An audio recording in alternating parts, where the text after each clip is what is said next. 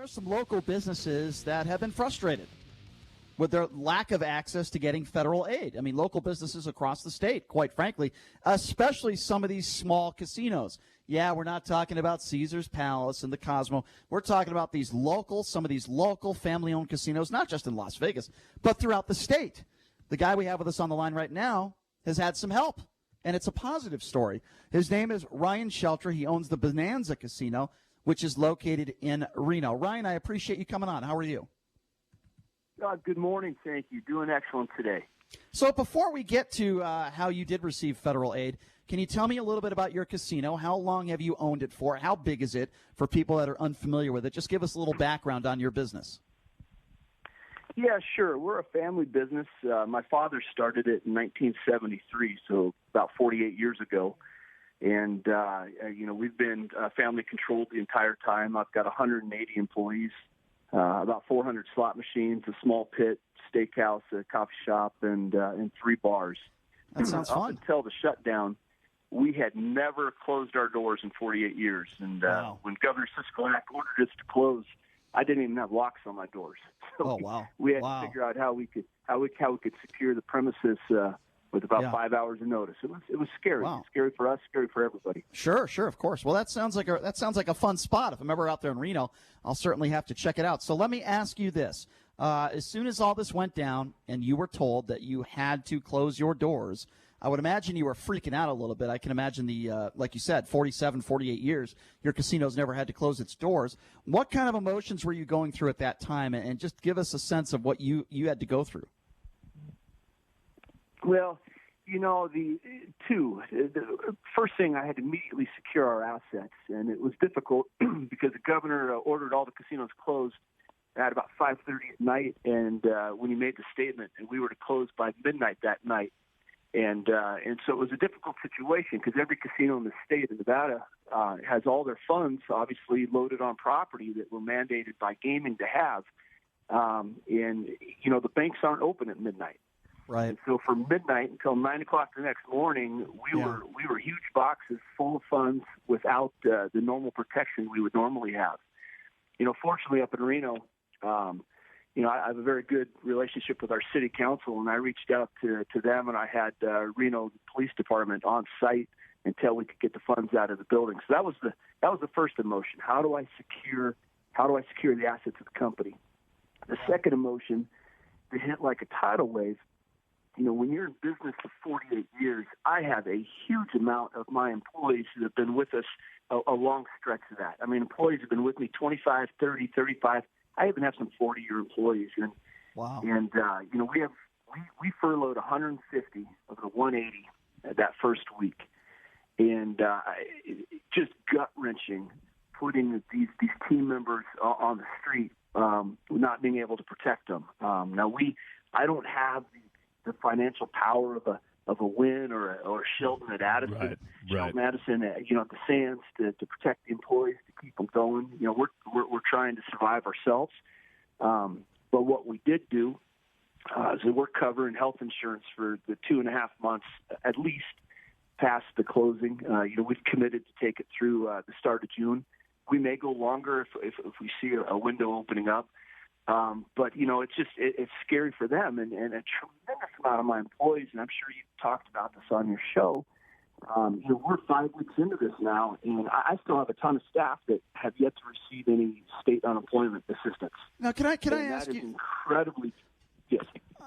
That is terrifying, actually. I want to say this. You make a good point, because those who own the huge casinos, I don't think anybody's going to feel sympathy for them. I certainly don't. I feel for the employees. But for somebody like yourself who owns a smaller casino, whether you're well off financially or not, you have a personal relationship with your employees. I have no doubt. All of your employees. And I have no doubt having to lay off, 80, 85% of your employees, I have no doubt that's a very difficult thing for you to do. And I wouldn't want anyone to have to go through what you've been going through. And I feel for all those employees. Hopefully they're getting unemployment. That sucks. This whole situation sucks. But my understanding is you were able to get some help and some federal aid. And this is a really important part of the story, because in some cases like yours, the government is helping. Can you tell us about how you were able to get the aid, how long the process took, and take us through that? Yeah, well, we haven't gotten the aid yet. We finally got the green light to be able to apply for the aid, and that was turned on this morning. I just got off the phone with our banker, and it hasn't happened yet. We're trying to get through the system to get it. But to give your listeners some background, the Small Business Association, the SBA, gives out disaster loans, and through the CARES Act has had several $100 billion allocated to help small businesses throughout this country survive this pandemic. The problem with the SBA is they have some internal rules that have absolutely discriminated against the state of Nevada gaming businesses, and not just the state of Nevada, gaming businesses in 42 other states as well, and that includes small casinos and racetracks. And you're saying casinos with under 500 employees, correct? Correct. Yeah, and I think there's a misconception in Nevada, it's maybe throughout the entire country, that every casino is the size of Caesar's Palace, and or an MGM. And let me put some real numbers to it for you guys. In Nevada, there are 456 unlimited gaming licenses. So that means 15 or more slot machines, right? More than 15 slot machines. So that's defined by Nevada State Gaming Control Board. So an unlimited license is kind of the holy grail in our industry. If you have that, you can open whatever you want. Of the 456 Nevada casinos, 371 of them have less than 500 employees. 371. So 371 of those casinos look like us or something like us. Not that of the monsters, the big boys. Of that CARES Act, the CARES Act provided an avenue for the big boys to get relief. What it did not do, because of the SBA, that internal rule, the SBA said if you are asking for these funds, this Payroll Protection Act program, you cannot have any gaming revenue more than 30%. If more than 30% of your gaming revenue comes from casinos, you are ineligible.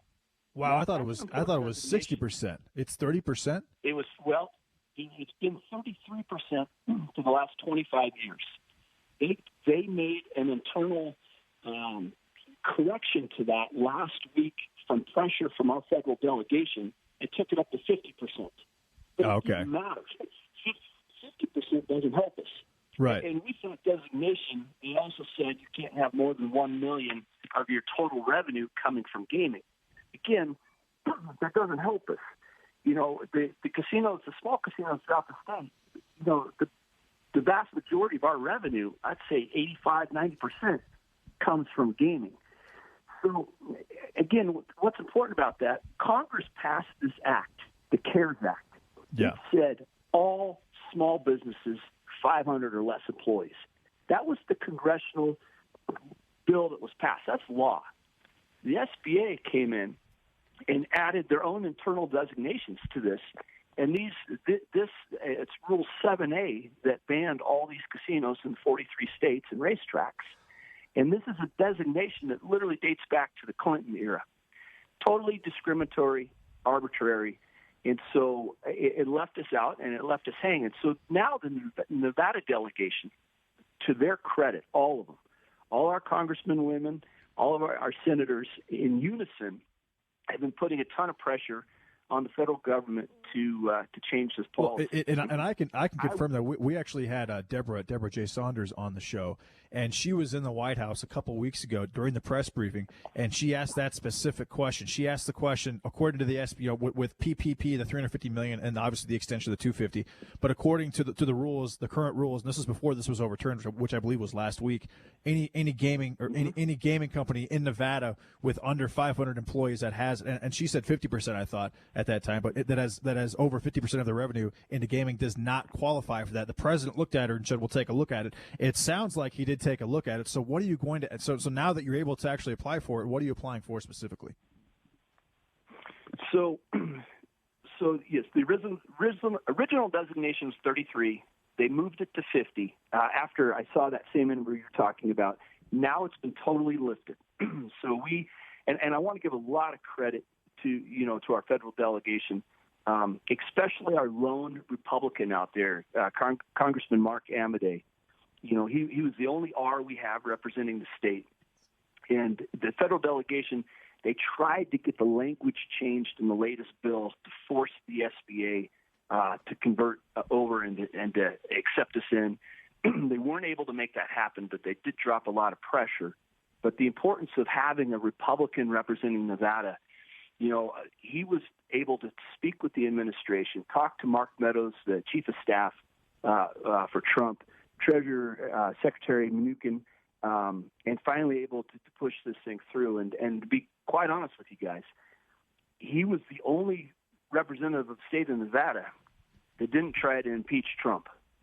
And I'm not trying to be political here to all your D's and R's that are listening to this radio telecast, but when you try to get somebody fired and then you come back later and ask them for help, you're probably not going to get an open ear, to that individual business. And that is essentially what happened here with the administration.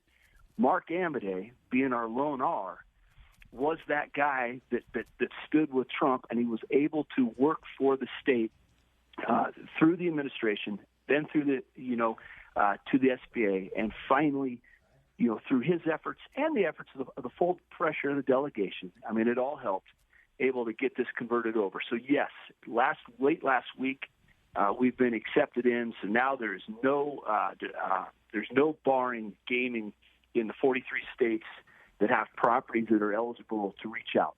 So what is Ryan Sheltra joins us here on the Vegas Take. He's the general manager of the family-owned Bonanza Casino, here with Brian Shapiro, J.D. Sharp, and Chris Wynn. So, Ryan, I want to get you to chime in because we've been having this debate all day today. Obviously, the discussion about when we should open up, right? We've had the phase program plan put in place by the state of Nevada, by Governor Sisolak. What is your opinion as someone who works in the gaming industry? Myself, I happen to work in full-time in a restaurant on the Las Vegas Strip. Is it something that's going to happen sooner or later that casinos are going to be back online in the state of Nevada? Well, that's up to our governor, right? It's up to our governor. And I think the important designation here is my personal opinion, he should not treat the state of Nevada, all gaming, in one pot. There is a gigantic difference between the monster resorts on the Strip that are dependent upon air travel and bringing tourism, customers in from out of state that could be bringing the virus right back into the state. Right. Versus small operations that are out on the Boulder Highway or out in Henderson, or for like myself in Reno, or there's 17. That makes complete sense, but I have to. I disagree a little bit because we do have traffic that comes in from California, neighboring states that we're not going to control. But there's a difference between the bigger casinos. But let me ask you this, Ryan: do you have a plan put in place? Like, if the governor said that you could open in a week, how are you going to have? How can you practice social distancing, even if it's a smaller casino? How can you practice social distancing if you opened up your casino tomorrow? Well, hey, great, absolutely a great question. So, to Wynn's credit, they put out a really nice plan, which I'm sure you guys have read. It's been in the paper. I will tell you that Wynn plan has been passed all around gaming throughout the state of Nevada. We've looked at it. It doesn't work for us 100%, but it's a great outline for all casinos to go by to build their own plans. And I will tell you, we've taken really important pieces out of it. If Governor says you could open tomorrow, I am 100% confident I can make my casino more safe than any Home Depot, Walmart, grocery store that's currently operating. And that is an outstanding point. But how? Brian, look, you're in the game industry. He just mentioned the Wynn plan. This is the ultimate question, though, right? Brian, Social distancing we talked about the Wynn gaming plan. Have you seen what's going on? So they're actually looking now. They've got this you put it on the table games, and it separates you with like a window on a blackjack table. Yeah, on a blackjack. So you have something like that. But what he's referencing is the Wynn plan that Matt Maddox, the CEO of the Wynn, put out last week that we referenced. We had a conversation about. Mm-hmm. He's basically saying I would do the exact same thing that they laid out in that plan. Am I correct? But I would imagine that your casino is more, and I'm making the assumption, Ryan, that your casino relies more on slot machines than table games. So my question to you is, how can you make sure that people are 6 feet apart while playing slot machines?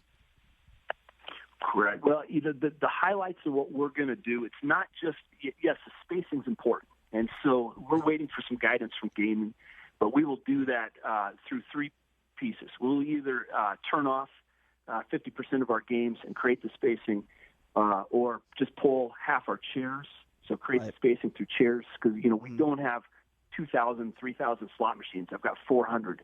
So trying to keep a variety of games available for customers is important. Sure. I think I could create that spacing just through.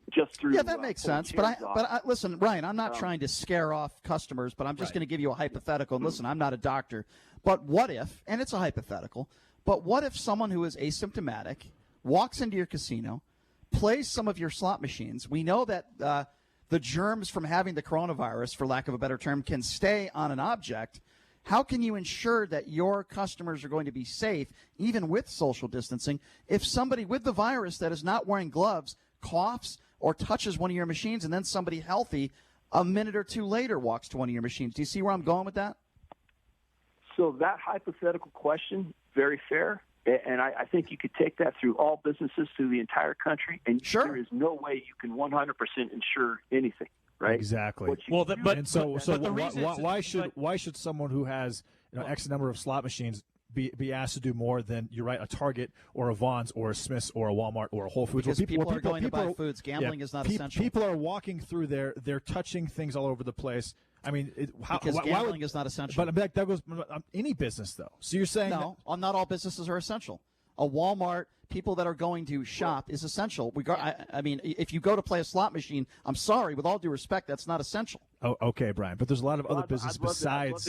I'd love to counter that point for you. Yeah. Okay. The whole world, everywhere I hear, is telling me that gaming's not essential. I'll tell you, 100% gaming is 100% essential for the state of Nevada. You gentlemen back there. Well, you're talking from a business perspective. No, I agree. You're talking from a business perspective. I'm talking about putting food on the table. That's all. I'm talking about to run the state of Nevada. Yeah, he's saying that without gaming, that there's no sales tax and all these businesses don't exist, Brian, which is true. There's no city employees, there's no county employees, there's no state employees, because the way that the entire state is set up, especially a city like Las Vegas, where we are literally 86% dependent on sales tax coming from gaming, because there is no state income tax and there is no food tax. The entire state. No, you don't understand that, though. No, you I don't do. understand. I that. do understand. Are you sure you understand that? Yes, I do. Because he is saying that gaming is necessary, especially that. in this state, for keeping everything running. I do understand which that. makes it essential, and I agree with that. Okay, but what I'm trying to say is that you cannot convince me that a family that is, or a mom or a dad that is going to the supermarket to buy milk and food for her family or her kids is the same essential thing as somebody, a lady, walking into a gaming facility and playing a slot machine. And I'll agree with that on a national scale, but what I'm saying is, without gaming, that supermarket doesn't exist in the state. And he's saying the same thing, right? Gentlemen, you're both correct. But gaming taxes drive 40% of our state's general fund. So we're not paying for policemen. We're not paying for firemen. Schools, you name it, throughout the state, it's not covered unless gaming is open. Exactly. So gaming is 100% essential, because our entire state is going to implode. Our budgets are getting holes blown through it. You've got to get gaming back open to fund our state. We are the reason why there is no state income tax. We're the reason that there's no sales tax on food. We're the reason that there's no state corporate income tax. It's gaming. Gaming is a driver. And I invite everybody. The Nevada Resort Association has done an excellent job with this message. They've got a website up that breaks all this down. It's right on their front page. Visit that website and you can learn more about what I'm talking about. Why? Do you trust? But Ryan, do you trust? Do you trust, as a casino business owner? I understand why you want to get things up and going. I get that. But do you trust that our governor is going to listen to his experts and the health officials? Do you trust that he is going to give you the okay when it is deemed safe? And do you trust his judgment on that? I very much support our governor. And I've seen the battles going on down south between your mayor of Vegas and the governor, and I wish that wasn't playing out in the public eye. I don't know that that's good for our state. I very much appreciate Mayor Goodman's wanting to get gaming open. I just wish that dialogue was a little bit softer. I agree. That said, I'm not taking any shots at Governor Sisolak at all. I believe the man is doing absolutely his best, listening to the best people he's got around him. I'm just hoping as he unveils this. Sure. He talked about 3 phases of reopening the state. I'm just really hoping that small gaming like us, meaning a lot to our community, that we're not stuffed in phase 3, that he gets us, in phase 1 at 2 at the worst. Give us a shot, because we're doing things to be safe. I have a company in Vegas, a guy named Mike Malm down there. I just brought in 20,000 face masks through his company, and it's my intent. Every one of my employees from day one is going to have a mask on. We talked about, what are we going to do? We're going to be cleaning. We're going to be hitting all of our surfaces every couple hours, 24 hours a day. You guys, one of you guys mentioned the barriers on the tables. I already have those barriers, those Plex barriers on order, and not just for the tables. I'm putting them up in front of all my cashiers, at the bars, in front of my casino cage. I mean, we're going to do everything possible that's a known way to combat this. We're going to put those things in play. I will make my building as safe as I possibly can. So, I hope that our governor will trust in those plans and go ahead and give us the green light. But I do support our governor 100%. Is a last question for you, just really quick. You said Mark Amadei went forward and he basically saved these businesses that had under 500 employees, of which 370 of the 460 were in that conversation. Do you have any idea how many jobs he potentially saved by doing that across the state of Nevada?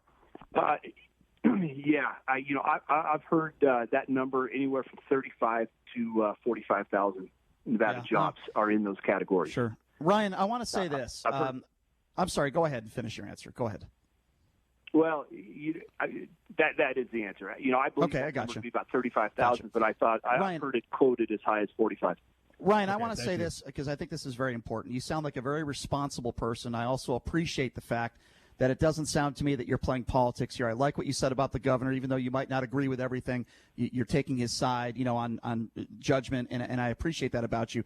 My concern, Ryan, is not about people like you. You sound like a level-headed guy. You're gonna try to make things as safe as possible for your customers. And by the way, I believe you when you say that. My concern is for some of those small business owners that do not take the steps that you are going to be taking. That is where I'm worried. I want to be very clear on that. You sound like a responsible guy. But, hey, we'll just have to wait and see how this goes. I appreciate you giving your side. I hope you do get that federal money.